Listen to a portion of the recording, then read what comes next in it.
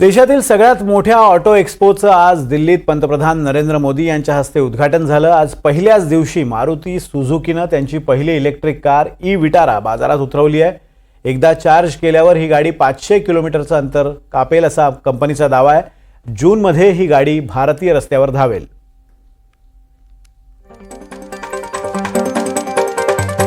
अखेर देशातील electric car मार्केटमध्ये मारुती सुझुकीनं प्रवेश केला आहे। दिल्लीतल्या इंडिया मोबिलिटी एक्स्पोच्या पहिल्याच दिवशी मारुतीनं त्यांची पहिली इलेक्ट्रिक कार मार्केटमध्ये उतरवण्याची घोषणा केली आहे। सध्या पेट्रोल, डिझेल, हायब्रिड आणि सीएनजी अशा सगळ्या प्लॅटफॉर्ममध्ये बाजारात असणारी विटारा आता इलेक्ट्रिक व्हर्जनमध्येही उपलब्ध असेल। मारुतीची ई विटारा केवळ देशातच नव्हे तर युरोप आणि आफ्रिकन मार्केटमध्येही उतरवण्यात येणार आहे। We will leverage our vast network to provide आम्ही आमचं नेटवर्क कामाला लावणार आहोत।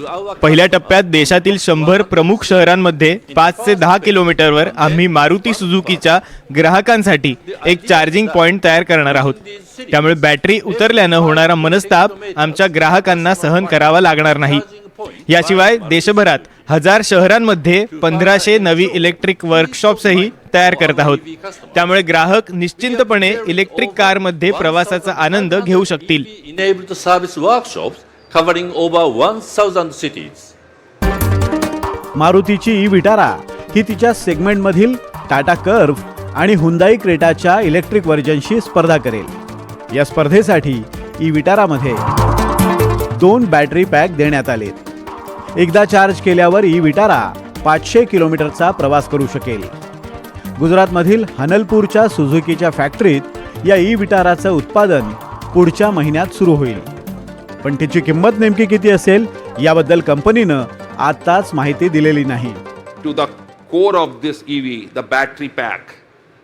बॅटरी पॅक हा या इलेक्ट्रिक कारचा गाभा आहे। कारमधील पॉवर सिस्टम आणि बॅटरी पॅक मिळून एकदा चार्ज केल्यावर 500 किलोमीटरपेक्षा जास्त प्रवास करता येणं शक्य आहे। विशेष म्हणजे आम्ही हे बॅटरी पॅक बर्फाळ प्रदेशात आणि वाळवंटात दोन्हीकडे टेस्ट केलेले आहेत आणि त्याचा रिझल्ट उत्तम आहे। And sand.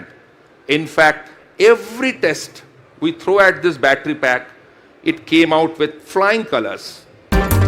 मारुती सुझुकी ही देशातील सर्वात मोठी कार कंपनी आहे, पण तरीही इलेक्ट्रिक कारच्या बाजारात तिनं सर्वात उशिरा प्रवेश केलाय। 2024 मध्ये देशात एकूण कार विक्रीपैकी जवळपास 1 लाख इलेक्ट्रिक कार्स होत्या। त्यात सर्वात मोठा हिस्सा टाटा मोटर्सचा होता। त्यापाठोपाठ JSW MG मोटर्सनं इलेक्ट्रिक कार्सच्या बाजारात आपले पाय रोवले। इलेक्ट्रिक कारच्या विक्रीत सर्वात मोठा अडथळा हा किमतींचा आहे।